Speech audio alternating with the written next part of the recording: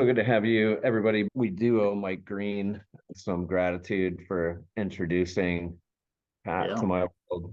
Mike sent me a copy of Pat's book, and I read it and was like, this is right up our alley. This is something that we're all trying to work on. We're trying to build thriving businesses, and at the same time, we're making sure we pay attention to family and grow in that area too. So, Mike, thanks for that.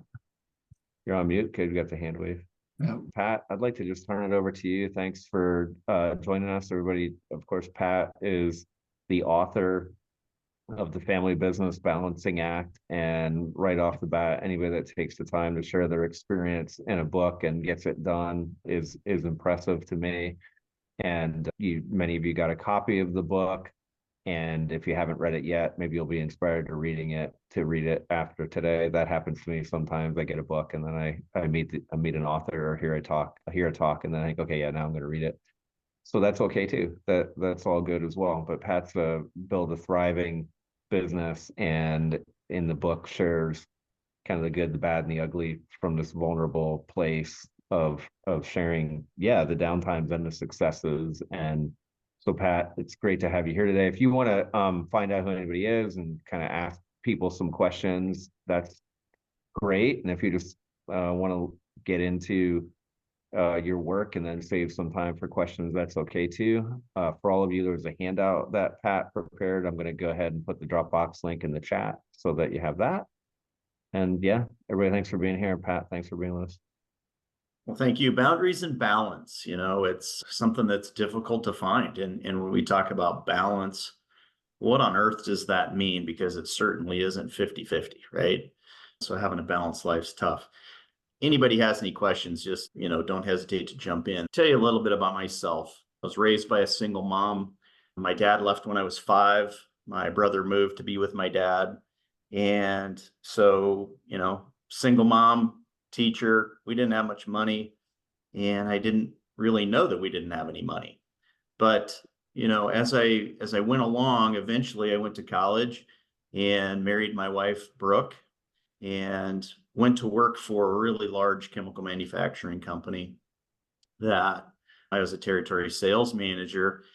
And that the job became more and more and more complex, and they would increase my sales forecast. You'd make your forecast the next year, they'd make it even bigger, or they would make your territory bigger so that they didn't actually have to pay me a bonus.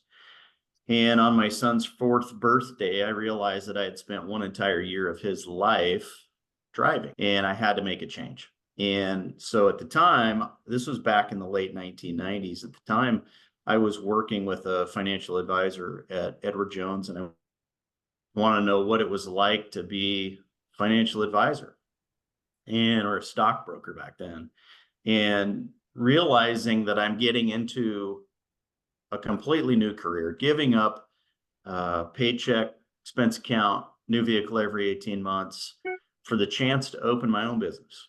And why did I want to do it? And many of you are going to probably nod your heads and agree that, I wanted the financial freedom and I wanted the time freedom. But truth be told, I was probably the worst boss that I could have ever had, and to myself. And I was really hard on myself. And the very first paycheck that came out from Edward Jones actually said, not enough funds to provide you a paycheck.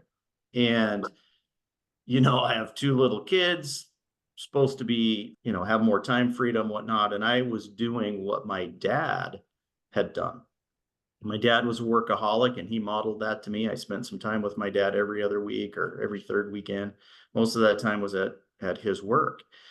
And I began to realize that this was not going to work with my family. And so I began setting some boundaries. In the morning, stock market opens at 6:30 Pacific time in the morning. And the guy that was my supervisor at Edward Jones was, calling me every morning at 6:15, 7 o'clock. Why are you not in the office? I've made this much money. And I made a decision that I was going to make my kids breakfast every single morning, and I was going to take them to school. And when I went to the office, I'd work. And I built a very successful business doing that. But as time went on, the stresses of the business got more and more. 2007, I blew my back out, and I ended up having surgery in 2008. We all remember the financial crisis of 08, 09. My income went down by 40%. My wife was working out of town every other weekend as a veterinarian, and things weren't good between us. I felt like I was a referee most of the time when I'd come home. Well, she left one Saturday to go to work for the weekend at an emergency clinic, and I was fully expecting that when she came home the end of on Monday that she was going to tell me she didn't want to do this anymore. And I was there. I in my mind, I had made the decision, if that's what she says, I'm not going to argue. I'm going to do what my dad did. Like, he's just going to leave. And in my mind, I was going to say that that's fine. You can take the 401k and the investment accounts and you can have the house, but I'm taking the kids. And fortunately, that weekend, she called the pastor of our church and said, hey, we need some help. We're having some problems. And for my wife to have done that was a miracle, because my wife's such an introvert. But that began a healing process for us. I can say that we're very blessed to be married 34 years this year, have two amazing kids. But it started a process that I began putting on my calendar dates with my wife. And if my team sees that my wife is on my calendar somewhere, they are not allowed to make any adjustments to my calendar. That is going to set. Now, I'm sitting here talking to you guys today on Valentine's Day, and I've kind of broken that promise a little bit to my wife because I'm in San Antonio, Texas at a meeting of all things. But she recognizes, we communicate often about, if we have to make a change to the calendar because she's been called in to do surgery or something, we make it a priority where we don't cancel it and wait till the next week. We make it an absolute priority. And so I don't know about y'all, but it's becoming more and more difficult, I think, to untie ourselves from work and from the constant, dinging of the phone and, the craziness that happens. But for us, that's been a really, really key thing, to go out every single week. And I do not take my phone with me, right? If she wants to bring her phone, she can bring her phone, but typically we don't have a phone with us. This all kind of led up to writing the book, The Family Business Balancing Act. My dad died 4 years ago. Fortunately, he and I made amends before he had passed. And I wrote the book to kind of tell my story. In the process, I think it was more of a healing process for me than what it has turned into. And what I have found is that there are so many people who run a successful business, they get to the end of their career and they're miserable. They have all the material goods, but their family is gone. And so I decided that I wanted to write the book, tell the story. My wife read the first 3 chapters, put the book away. She's never opened it up since. And she said, you've been too authentic. You've shared too much. And if I can help somebody not go down the road that we went down, have their kids healthy and, maintain their relationship, whether it's a spouse or a significant other or a partner, that's really, really important. And so in your handouts, one of the questions talks about family and protecting what's important. And so family to you might be different than family to me. Your family may be a group of people like the old TV series Friends. It may be a church organization. It may be your family at work.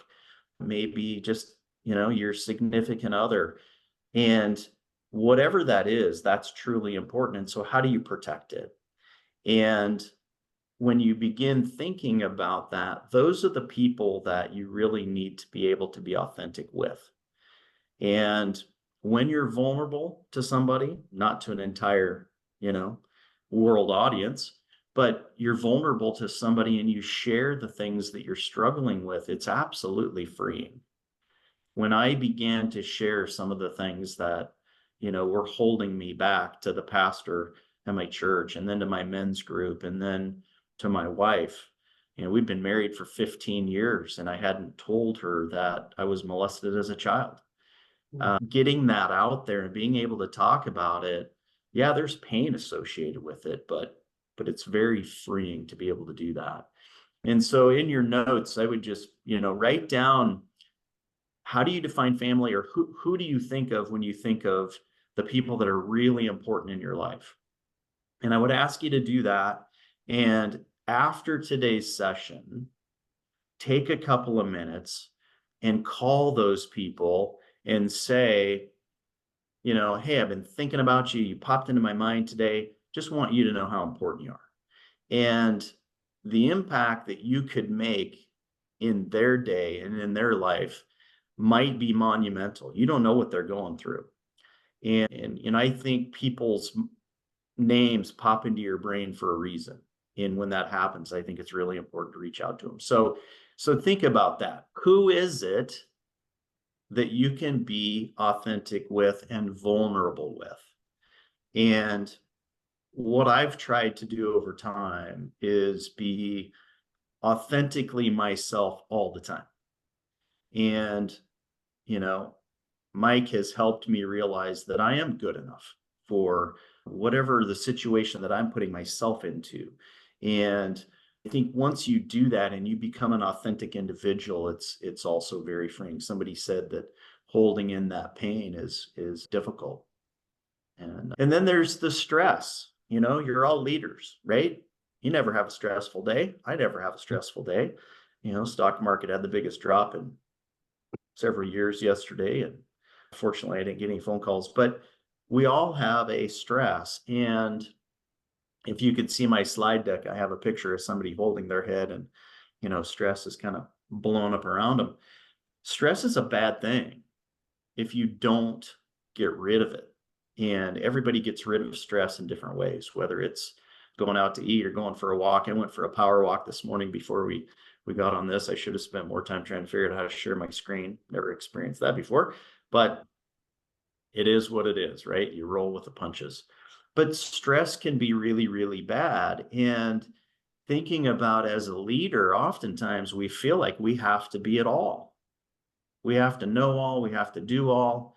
And fortunately, somebody planted the seed in my brain that you need to create a team that's a self-managing. I wanted to create a self-managing company. Now, when I first started in the business, I had one person on my team, and now I have 11. They don't call me anymore when I'm out. And creating that self-managing company is really, really important. But one of the key things is you have to allow people to fail.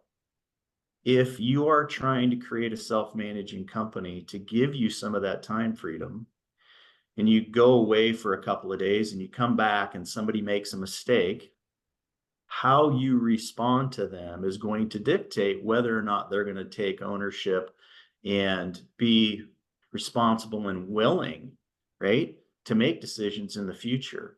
If you're the kind of person that comes in and you break the conference room table over somebody making a mistake, and other people see that, how likely are the rest of your team going to be to make a decision when you're not there? And obviously we all fail. Failing is progress. It's moving forward. And so being gracious to people when they make a mistake and help them through it, oftentimes, you coach people through it, and you ask them, well, what would you do if you couldn't get a hold of me? And if they answer you and it's not the answer you like, maybe you just say to them, well, let's maybe think about something different. And they give you an answer that's going to be acceptable. You say, you know what, that's a great answer. Next time I want you to try that, and then get back to me and let me know how it worked. And, for me now, to be able to take off it's kind of where I wanted to be a long time ago. Does it affect my income when I take more time away? Absolutely. But it's the life that you want to live, and we can't just fill our lives with just material things. So I went to South Africa last May, and I was gone for over 3 weeks. And I signed up for international calling in the event they needed to get a hold of me. No one called me other than my mom. No one called me that entire time that we were in South Africa, which was very, Awesome. When I came back, I figured I was going to come back to just a ton of fires. And I came back and there weren't any. So helping your team understand that how important they are and taking on that responsibility. We're all people, right? So there's a book Dan Sullivan wrote called Who, Not How. A great book on identifying how to find somebody to do things for us that we're not good at, right? I'm going to find a computer nerd, technician, somebody who can help me figure out in the heat of the moment how to share my screen. But we just can't do it all, right? And so make sure you realize that. And my motto is progress, not perfection. And a lot of people are saying progress, not perfection now. And I stole it from somebody, and I'm sure somebody's going to steal it from me. But what I mean here is if you're striving for perfection, can you get there? And I'm going to give you an example. My daughter's in veterinary medical school. My wife's a veterinarian. They're both perfectionists. It drives me crazy. But my daughter came home last fall, and their Washington State University does not give you a letter grade anymore. They give you a ranking in your class, which I think is terrible. But she came home and she had an 84%. And it was like the world was ending because she wasn't at the top of the class or ranked in the top, 2-3%. And she just kept going on and on and on about how this 84% was terrible. And I looked at her and I said, I'm sorry, I'm such a disappointment to you, or I'm a failure. And she looked at me and she said, Dad, what are you talking about? That you're not a failure. Why are you saying that? And I said, well, you need to be careful what you're saying, because you just said a B is a failure. And if you look at my academics, my goal was to graduate from college with a 3.0, not have any debt. And I did that. So I was a B student. And she started crying and she said, I'm so sorry. I didn't mean to say you were a failure. And I said, well, I want you to think about the message that you're portraying out there, because the person who graduates from veterinary medical school at the bottom of the class is still called a veterinarian, right? It's that message we're giving. But thinking about the fact that, if we're striving for perfection, probably most of the time we're setting ourselves up for failure, right? Because getting to perfection, I'm not saying don't set goals, but trying to be perfect is like trying to reach the horizon and you just can't get there, right? The horizon just keeps on moving. In your notes, when was a time that work really impacted your home life? When did you bring it home? There's a story in my book that I was coming home and I was stressed out, and this was during the financial crisis and about the time that Brooke and I really were having some problems, that I'd come in the house and there was an argument always every night with my wife and my kids. And I remember one night slamming the door and said, why am I working so hard so that I can come home to this? And what I did was I hung a little sign from my garage door opener that said, pray before entering. And it reminded me that I need to leave everything that I'm bringing with me. Oop, just went black. I need to bring everything. I need to leave everything in my vehicle that I'm bringing with me, right? And so I would pray about the fact that I want to make sure that I walk into the house and I'm doing it in a manner that I'm calm and I'm collected and I'm not bringing all the stress from work with me. That Wayne, again, it came in late. That handout that he's referring to is in the comments. You can get there's a Dropbox link and you can grab it, and then it looks like this, like what's on your screen. Okay. I saw my screen change and I thought, what did I just do, Wayne? You have the controls back.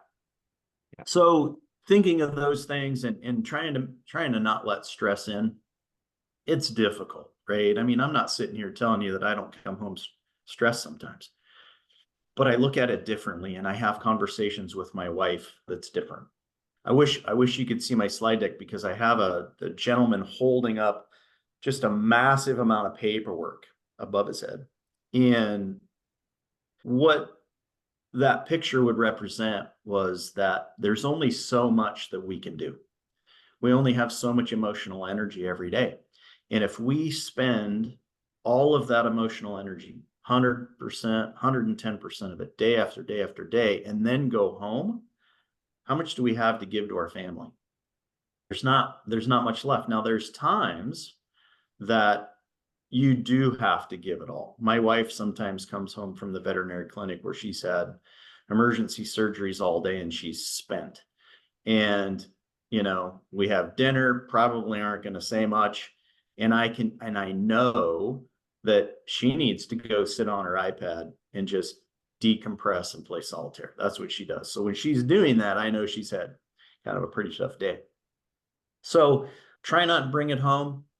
If you're going to be bringing it home, or if you're a CPA and it's tax season, your family probably needs to know that, this is the time of the year where I'm making hay and I'm not going to have a lot of extra time. But when it's over, we're going to spend some special time together.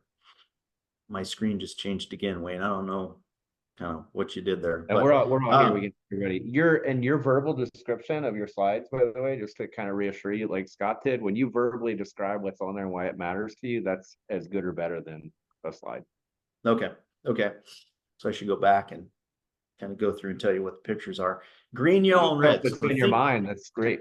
Whatever's in your mind. Think about you're driving down the highway or down a street and there's a stoplight ahead of you, right? And there's green, yellow, and red.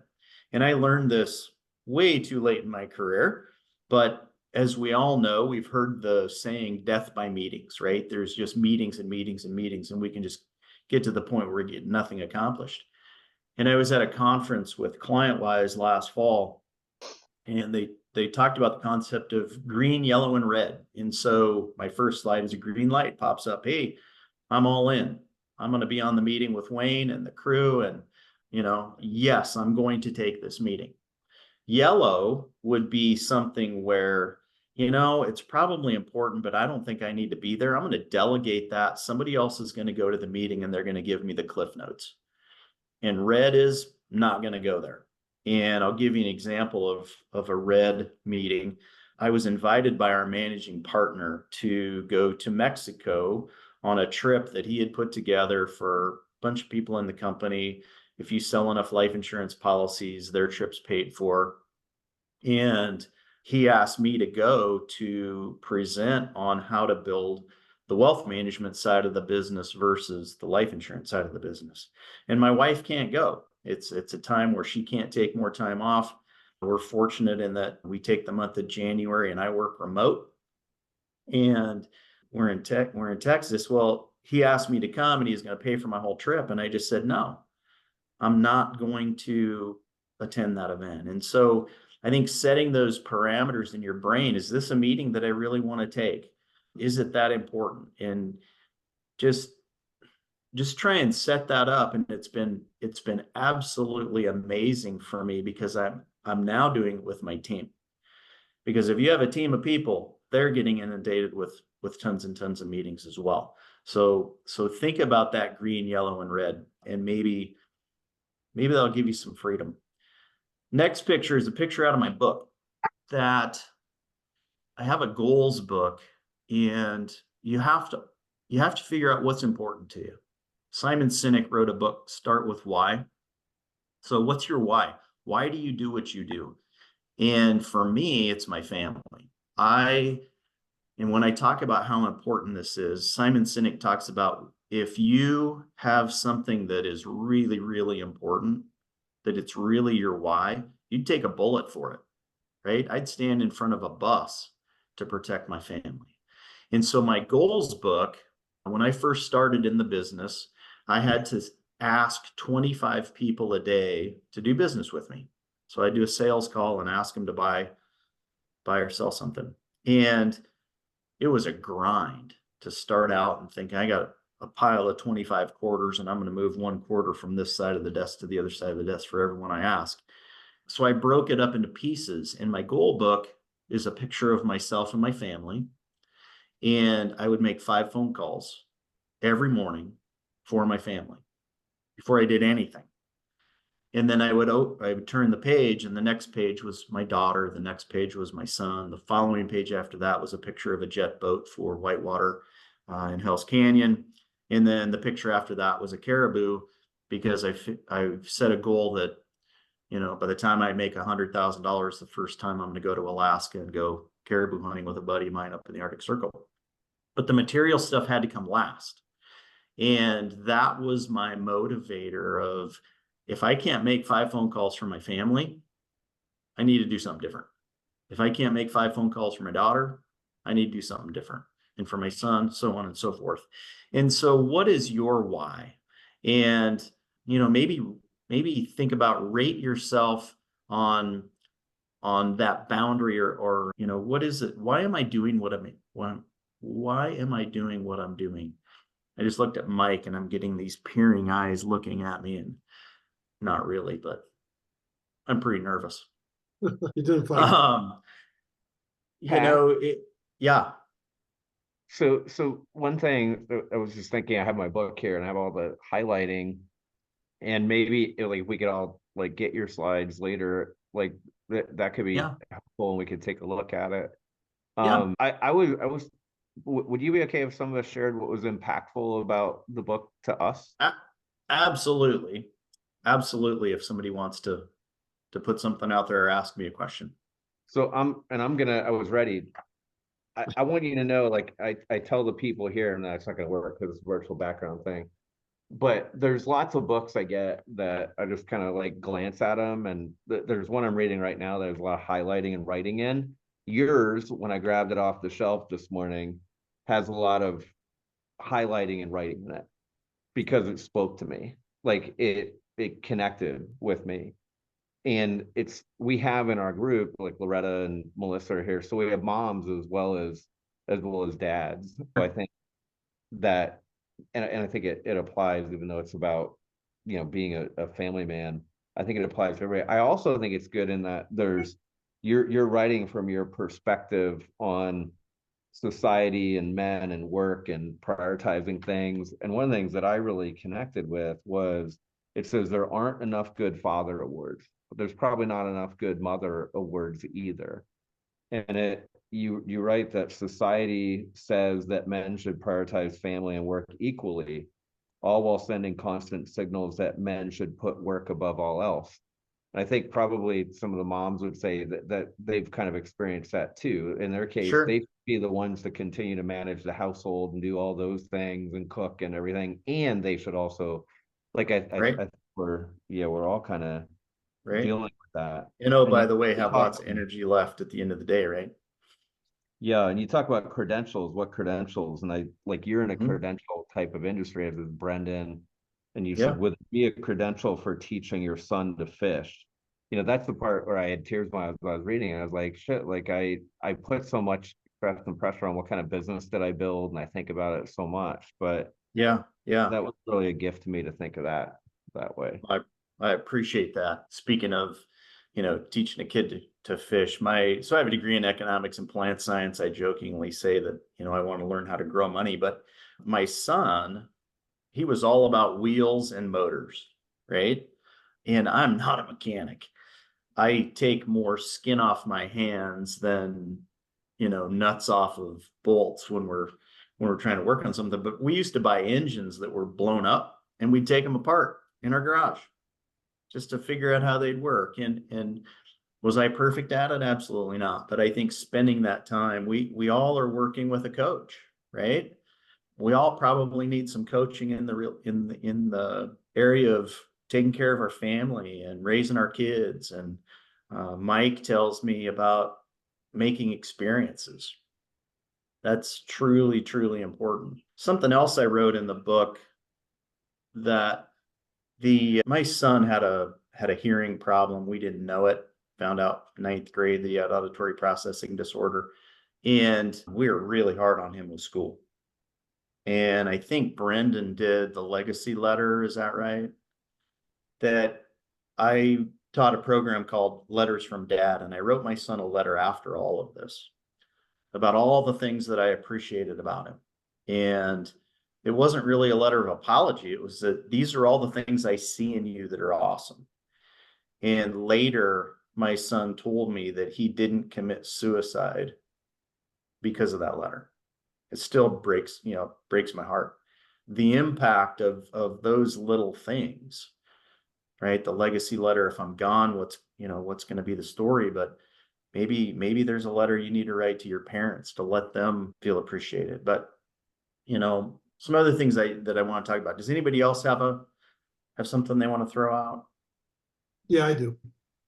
I mean, look, I'm past the age of raising my kids. My kids are they're out, but I was just really moved and impressed by, you know, your priorities. You set your priorities at a pretty young age, to say, hey, you know what, my family comes first. And yes, my career is important. It's, it's a vehicle to raise my family, but that's where Yeah. you said, hey, you know what, you know, this is how I'm going to raise my family, but my family's first. And I think a lot of people, you know, would benefit by looking at their priorities and really setting them in that way. Scott, I appreciate that. It's, many times, and I've worked with a lot of people in the financial world or as a financial advisor, and I've seen people get to the end of their career and they have lots and lots of wealth. And I actually wrote about one of the families in my book that they sat in my office fighting, like they actually brought up the divorce word, sold a orthodontic or a dentist practice. And the reason they were fighting is they had 4 homes. And, we don't have time to fix this one. And we're trying to do stuff on this other one. And it's like, that's a first world problem. And, what's important? I said, why don't you sell a couple of the houses, for crying out loud? And I literally thought they were going to fire me. And later the wife sent me a thank you for throwing that out there. But I think if we say that our family is important, do we actually show that?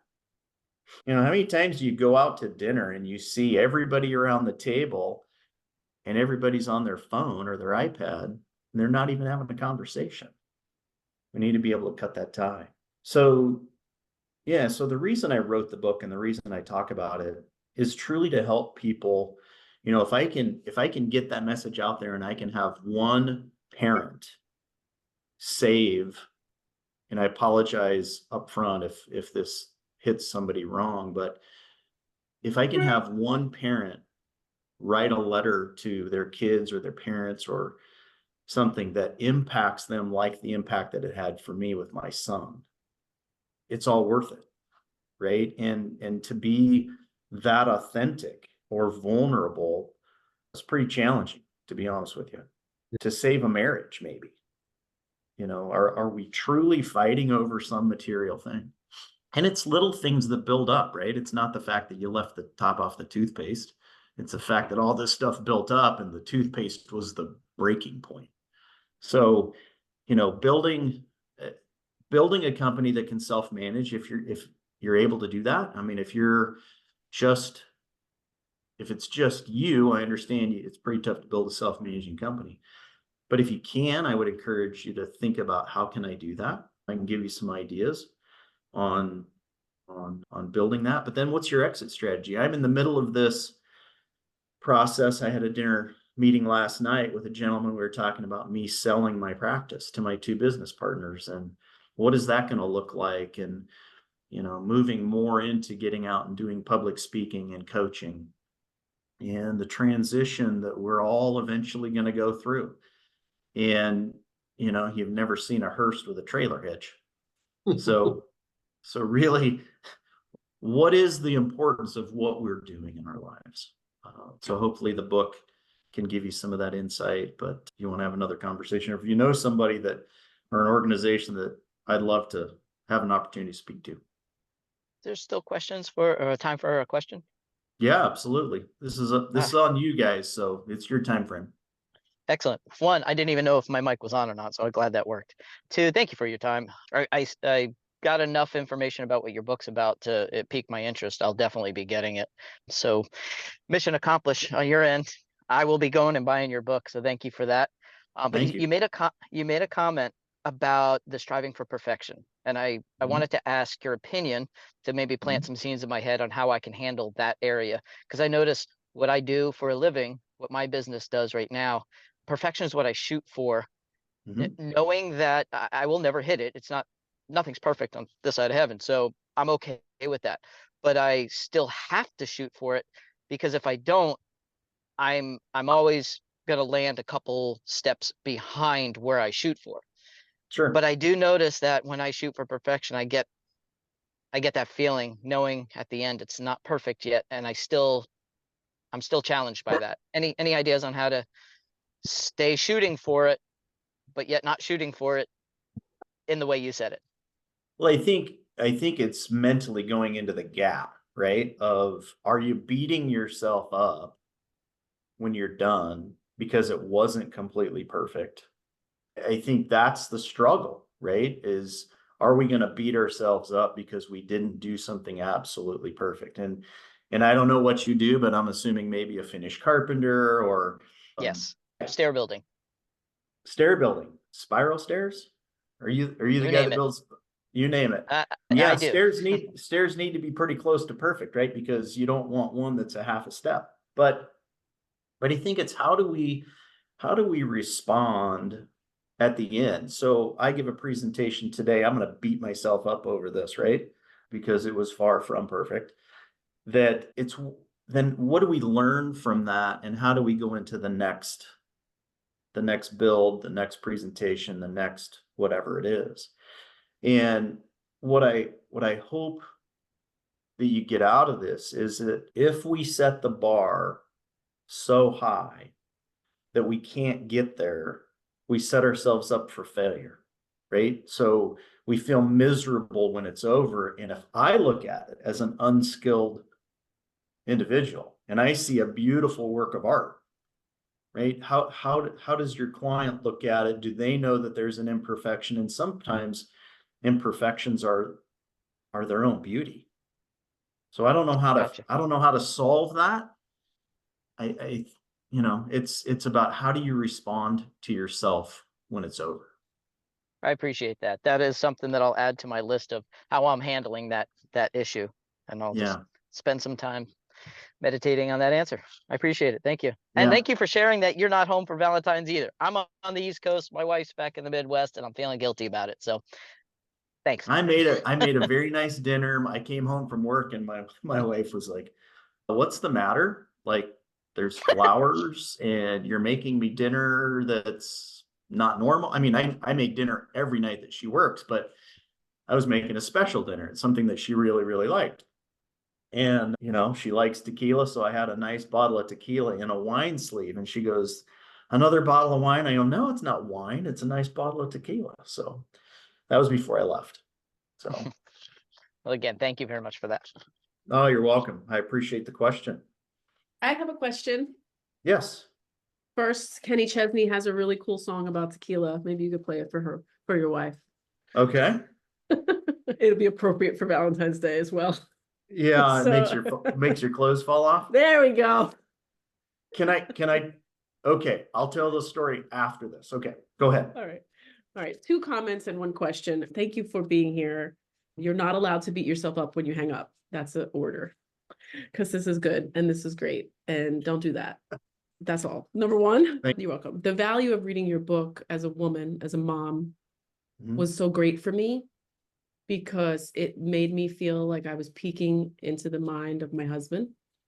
And so I really enjoyed that. In fact, when I was younger, I intentionally read books written to men so that I could better understand men, written by men to men. So that's something I've done actually through some ministry support I had. So I really enjoyed hearing through your mind and how it was for you. It was like really good Yeah, for because me. we are from Mars, right? Totally from Mars. But I like Mars, I think, because I like men. Okay, so also I was really, I put the book down and I couldn't even believe your story about your father never had breakfast with you. I might have said a few Jersey curse words, like kind of like, "Are you kidding me? Like, I can't believe this. He's saying that. I've never had breakfast with my father either." And you were funny. And then you were even funnier when you said that maybe 3 times you went to the diner. I'm like, I actually put the book down and read it to my oldest daughter, Meadow, who knows this, because whenever I take them to the diner, I mentioned that those are the few good memories I had with my dad. Those 3 times he took me, I like remember each one of them. I remember sitting at the counter. So I just thought that was like just a funny connection that we had. So thank you for that. And then my question is, you wrote, let your family in and keep them informed. I have to tell you, I have tried and failed in that regard. I love my family, but I don't think they get it. They don't understand.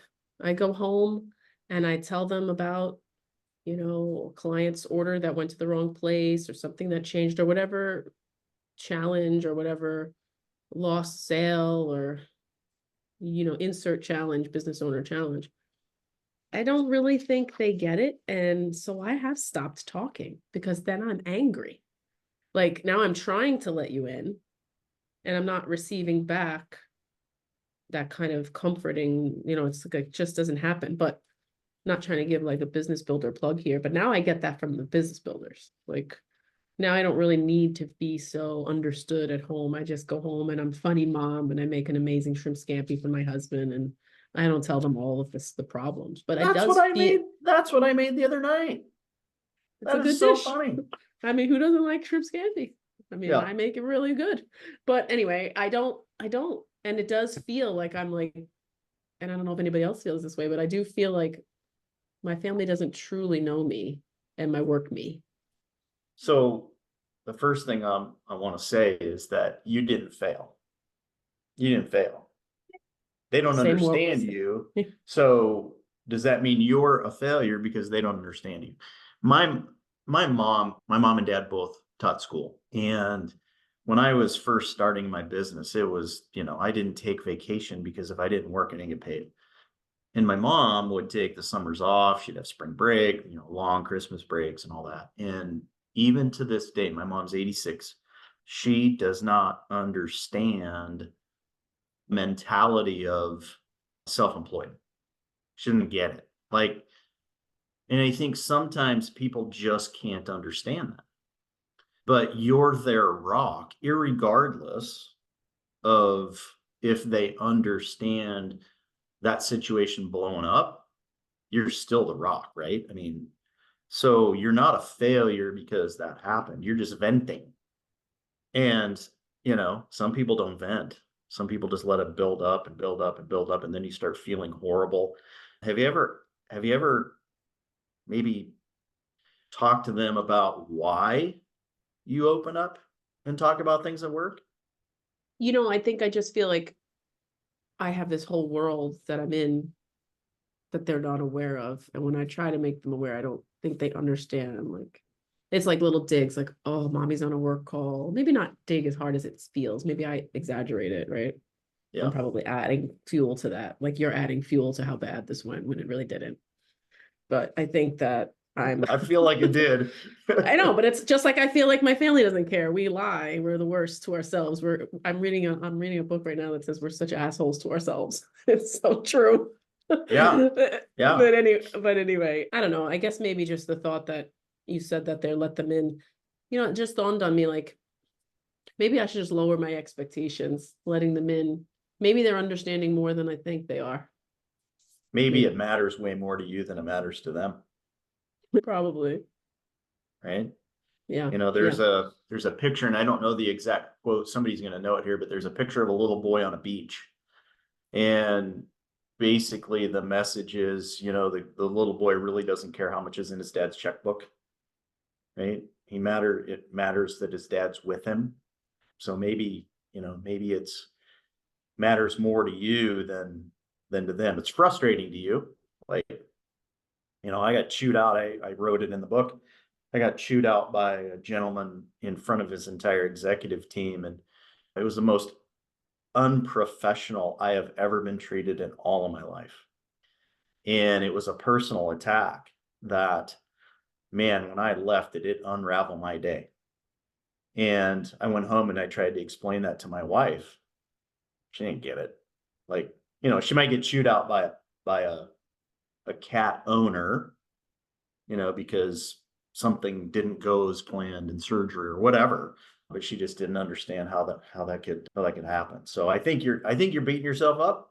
What I mean about letting them in is, if you cannot get to an event, setting the expectation that, hey, I can't be there because I'm going to be tied up at this, but I'm going to be at the next one, and you have to make sure that you're there, right?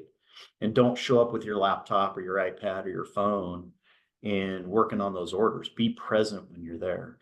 There, tax season becomes pretty crazy busy. The end of the calendar year for us in our financial practice is really, really busy because of year-end stuff that's going on, and making sure that they're aware that there's times when it's going to be like that.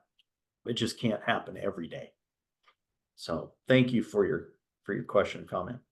Somebody raised their hand. I don't know if I hit the thumbs up, but we would have time for one more, I'd say, before we gotta go. And I see Loretta, I think, raise her hand. Yeah, there you go.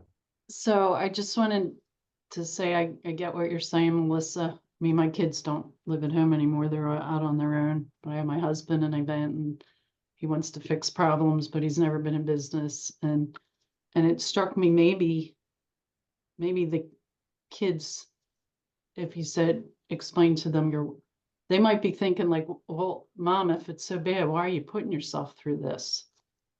Because that's what my kids like, and just retire already, But maybe if the kids knew your why, and maybe you explained it to them, they may not get why, they may understand a little bit better why you're putting yourself through this 9 to 5. And Pat, this is amazing. So like Melissa said, don't beat yourself up afterwards that it wasn't perfect. Well, I just got totally derailed when I couldn't get my presentation. But I know we're at the end, but things that I really was hoping that people would take away is being vulnerable. It's very powerful. Brene Brown wrote a book about vulnerability, being authentic, not just at work, but being authentically you. It's so freeing, right? If somebody doesn't like me, it's okay. Like if they don't do business with me, it's okay, because I'm going to be me irregardless. And the other thing is, not only is it okay for us to fail, because that's how we learn, we fail forward, but it's also okay for your team to make mistakes as long as they learn from it. And if it's this continual problem, obviously you need to deal with it. But Wayne, I appreciate you asking me to be here. Yeah, thanks for coming. And hopefully if you haven't read the book, take a spin through it. It's from Pat's heart, and now you've gotten to meet him. So good to spend time with you here. I appreciate everybody taking time out of their day to think intentionally about building their business and parenting and balancing all that. So very good. Go get them. We'll see you all around soon. Thanks, Pat. Thanks for your time. Thanks a lot, Pat.